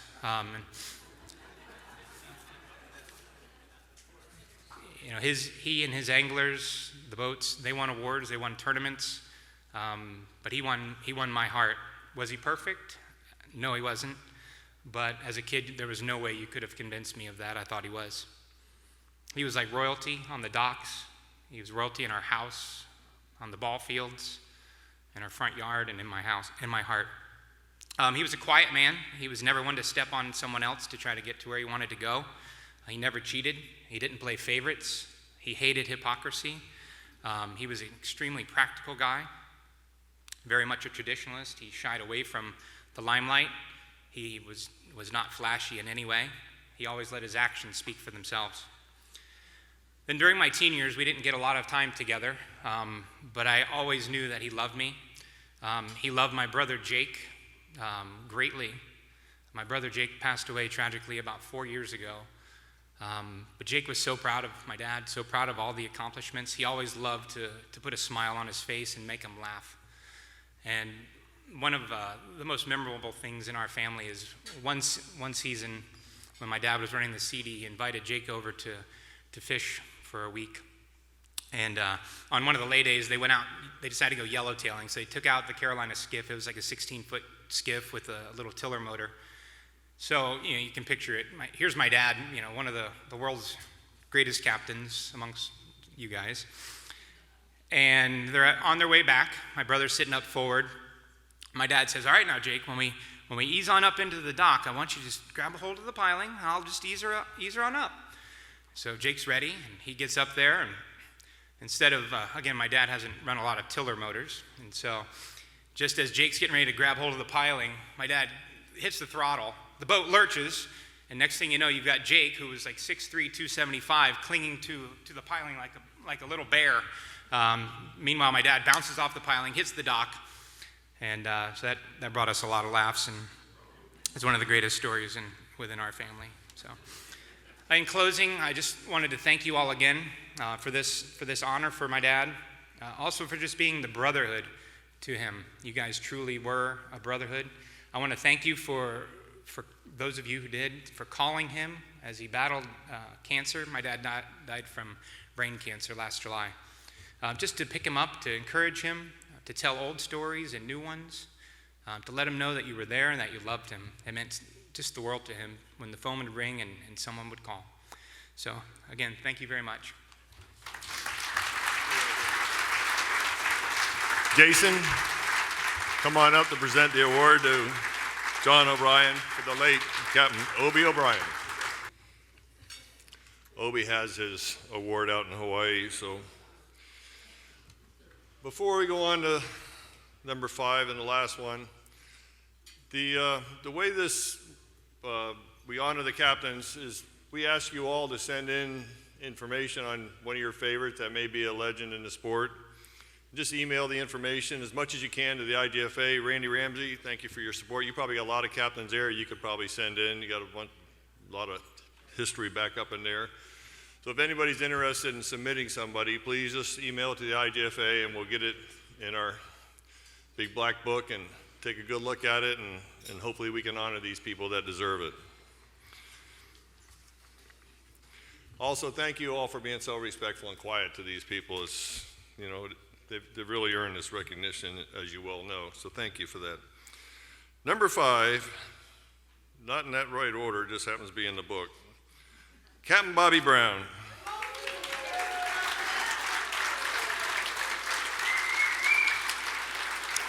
Our final inductee of the evening. Here to share a little bit more information about Bobby is the Momster. Momi, come on up.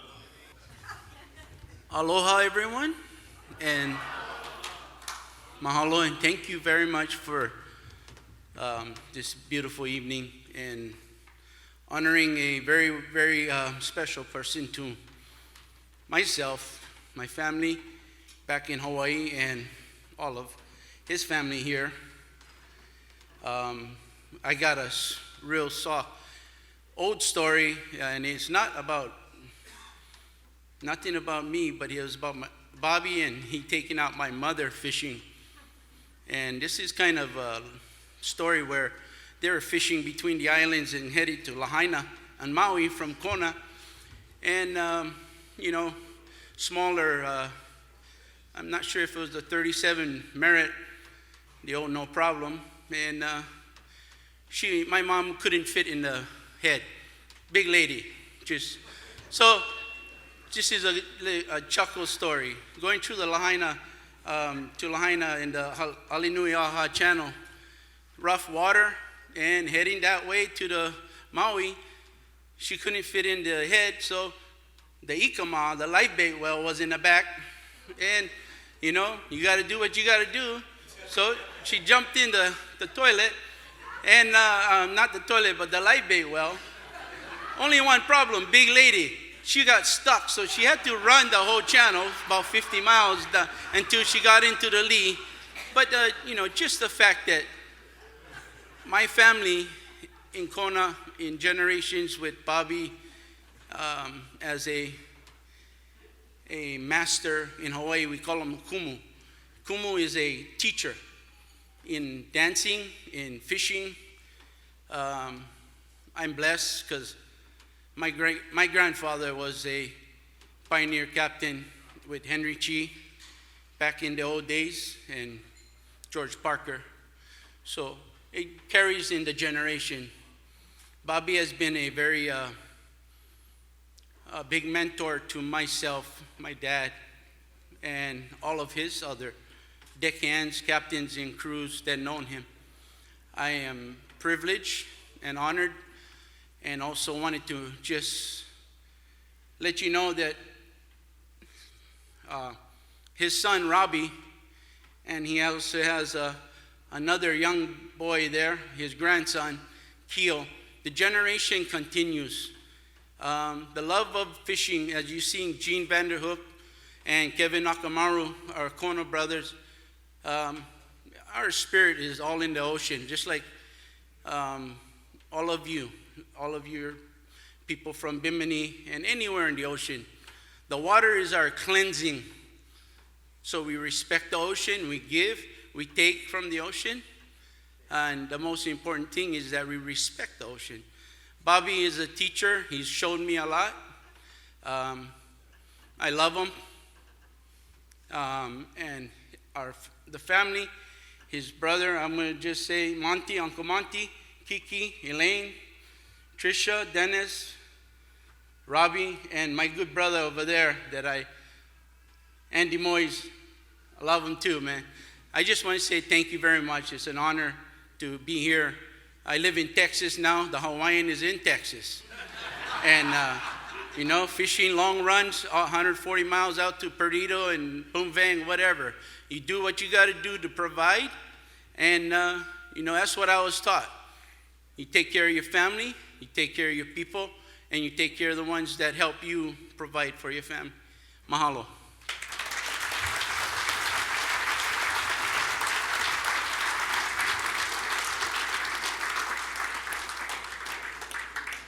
Monty, would you like to say a couple nice words about Bobby? I got a couple really bad stories I probably shouldn't tell here, but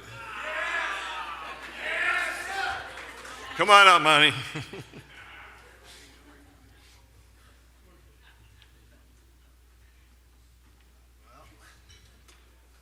Use your best Tahitian accent, please.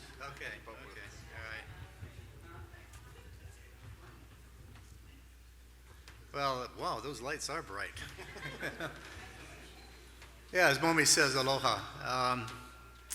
I'm Monty Brown, and I'm proud to say that I'm Bobby Brown's brother.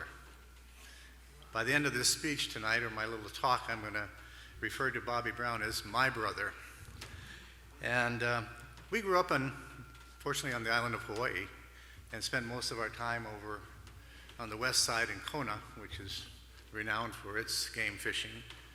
But we were young boys, and got our love for fishing by doing our summer vacations from school when we were 8, 9 years old. And we would walk around the lava rocks in front of our beach house catching reef fish with bamboo poles. And that's the way we passed our summers. But again, we were quite young.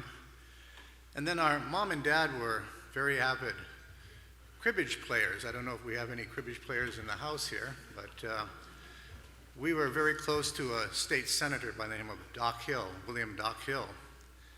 And Doc had a 45-foot Howley sampan called the Miss Kona.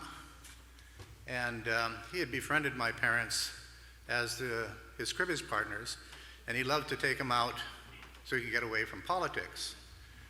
So after several trips, our mom said to Doc, look, if we're going to continue this, we got to bring the boys along because I just can't keep leaving them at home. So Bobby and I were allowed to go out on Miss Kona and play on the deck while they played cribbage.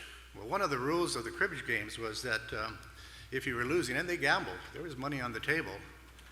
If they were behind, they would turn to us and say, boys, put out the bait lines, because one of the rules was if we got a strike, any kind of a strike, the game was canceled. So sooner or later, we got the call, put the bait rods out. And in those days, Kona waters were prolific with aku, or skipjack tunas. And so we do our damnedest to be able to catch a bait, and that ended the cribbage game. Well, a few years go on, and we're still very good friends with William Doc Hill. And it was a weekend that he said, hey, why don't you guys take the boat with your dad? And we had a Japanese captain by the name of Herbert. And we took off out of Keoho Bay. And before we knew it, Dad had a 150-pound marlin at the back of the boat. And so it was turned to Bobby to become the next designated angler for that day. Well, Bobby was 12 years old, I was 11. And lo and behold, Bobby gets a good bite. And he does everything to IGFA rules and regulations at 12 years of age by striking his own fish into the chair And lo and behold, he had a 456-pound marlin at the back of the boat. Well, that was a life changer, absolutely a life changer. So by this time, soon after, we were given a family boat, another sampan by the name Au Kai, a 50-foot sampan. And this is now 1967, and Bobby becomes the youngest charter boat captain in Kona. Well, in those days in Kona, many of you know, there were only 13 charter boats in those days, and Au Kai was one of them. Very soon after, with the well-renowned Hawaiian International Billfish Tournament, Bobby got the coveted Henry Chi Award. And he learned more and more what the IGFA rules and regulations were about. So from then on, to my knowledge, every fish that he took was strictly by the rules. He moved on to some more modern boats because the Au Kai was only a single screw, only did 9 knots, a lot of black smoke, and off he went on to some more modern boats, and I think we've seen a video of a couple of those, and one of the ones that really got a name for himself was the 37 Merit No Problem, and he started accumulating some world records. I was living on the island of Bora Bora in those days, operating an iconic property called the Hotel Bora Bora, but I'd make it back to Kona on occasions with the Bora Bora Fishing Club or the renowned Hau'ula Club of Tahiti. And I noticed something different, that Bobby getting a little reputation why I'd walk around the dock area or in Kona, who in our younger years, we knew everybody in Kona, but I now was being introduced as Bobby Brown's brother. So he moved on to the 43-foot Merit, and of course, lo and behold, 1376 still holds today as the men's all-tackle world record.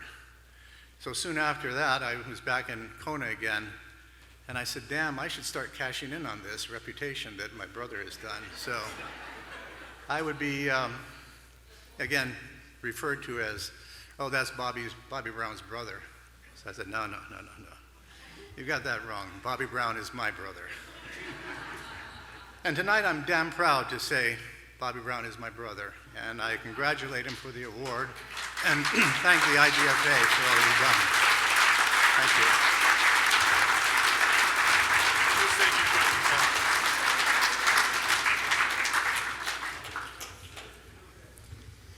you. Yeah, back when Bobby Brown was catching records, I was still in the charter dock, but when it came to my light tackle fishing, that's who I called. He answered the phone, he answered all my questions. I couldn't read those Tread Barta stories about light tackle. I had to call Bobby and get the real story. Bobby's very, very humble, so I know his speech won't take but a couple seconds. Bobby told us a story during our pre-meeting tonight.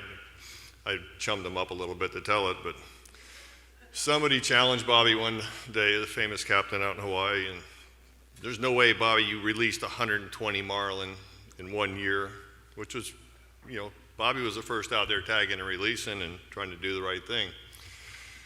Bobby got up in the guy's face and said, I'll tell you something right now. He said, these tag sticks are 5 feet long. They're a mop handle.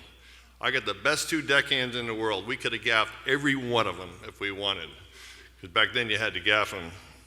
So to start out tagging fish back in those days when every Hawaiian was killing them and then have to get in the face of somebody and stick up for yourself was pretty cool. And then there's a night we were trying to retrieve the hooker, and we had to bring the madam into port in the Hanakahau Harbor, and it was raining, and we were having trouble maneuvering it because the madam was so big it kind of filled up the harbor, and Bobby just happened to be on the boat, and we had these controls out in the back top deck about like this, and Bobby, hold the wheel for 1 second, I got to go help him. 2 hours later, standing in the rain, you had to try to drive that boat and keep it. I know, you owe me one. Anyhow, Captain Bobby, it's my pleasure to have you come up and receive your award. Captain Bobby Brown, come on up.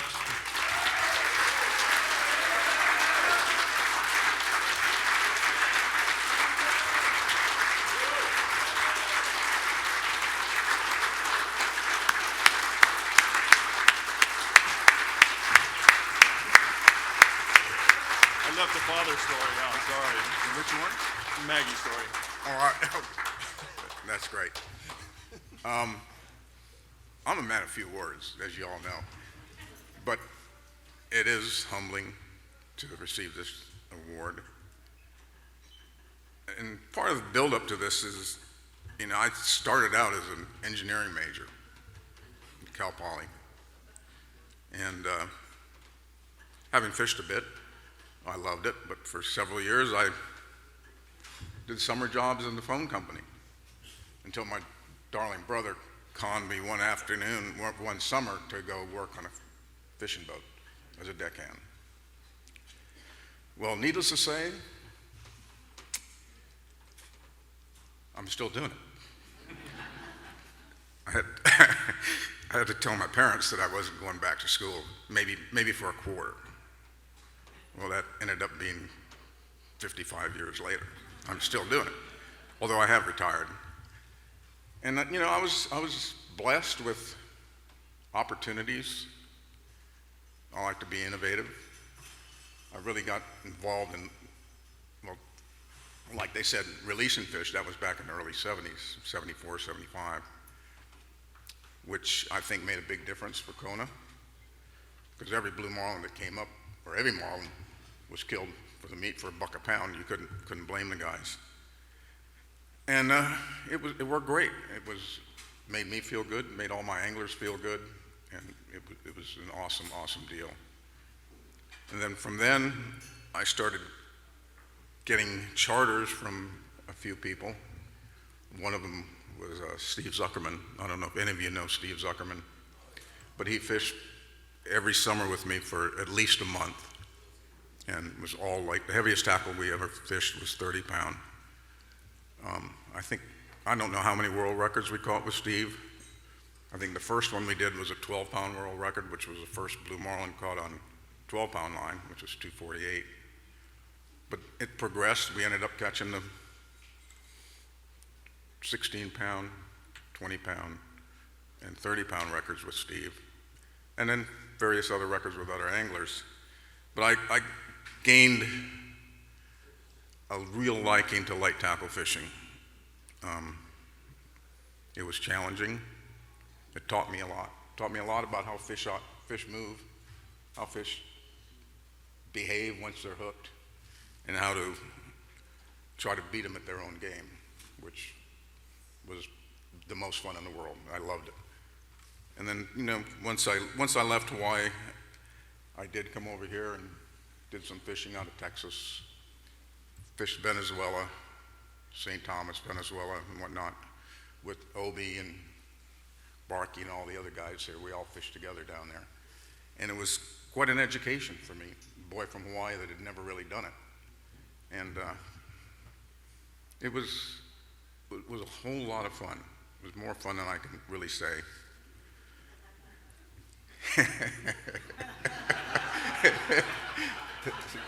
What do you think, Skip?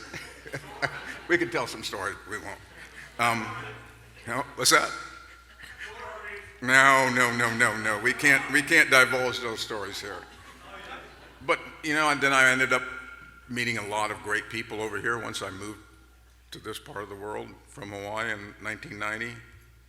Had the opportunities to work running boats for some of the finest people I know, and caught more records over here. Two of them for Fonda. Well, one on this side of the island, of the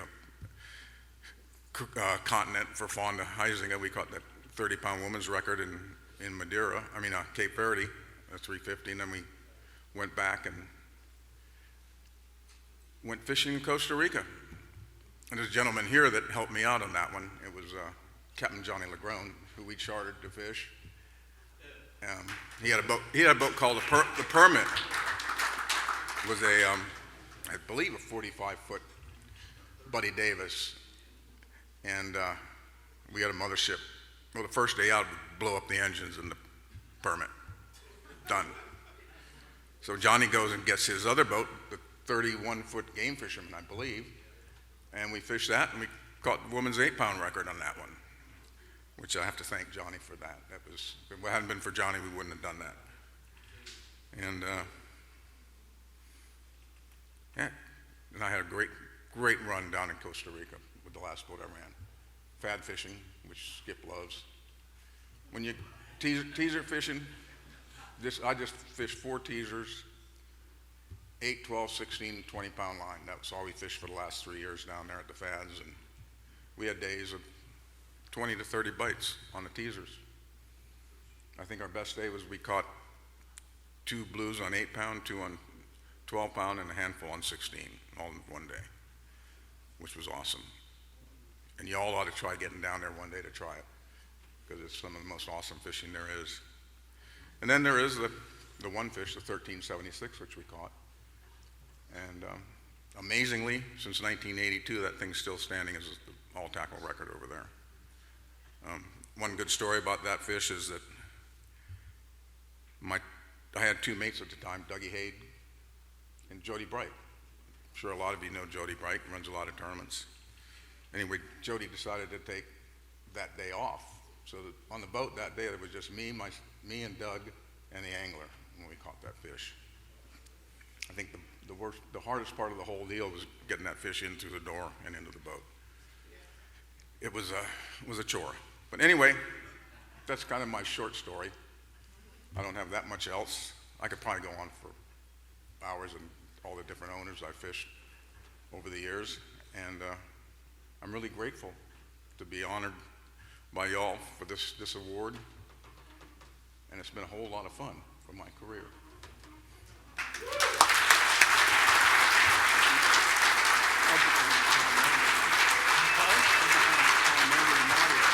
Money. Bobby thought that fish was like 800 pounds, and it got bigger as it got closer to the boat, right? The 1376, you thought it was like 600 pounds. 750. He called it 750. He's so humble, he wouldn't give the fish the right weight when he thought it was that big. When I gaffed it, I realized it. He came down off the bridge of Gifford, and then he said, "Oh, shh, never, I can't say that." On behalf of the IGFA, I'll let the president present that to you. Thank you, my friend. Oh, we got to take my name tag off. Yeah, you'll flash the photographer. All right.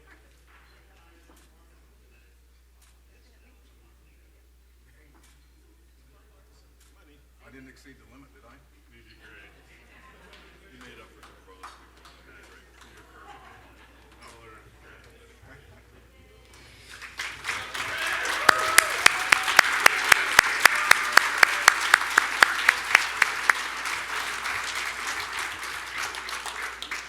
Well, I surely enjoyed those 5 incredible stories, and love to thank everybody one more time. Thank you for the support. Thank you for being here and your respect. On behalf of the legendary captain and crew, committee, and the IGFA, thank you for joining us this evening. This is a truly special night for the recipients of the Tommy Gifford Award and their families. We applaud all of tonight's inductees and the past recipients. If all of the inductees that got a trophy would please remain up here for a group picture, I'd appreciate it. I think that covers most of the bases. Now it's time for me to have a drink. Thank you, good night, drive careful. Happy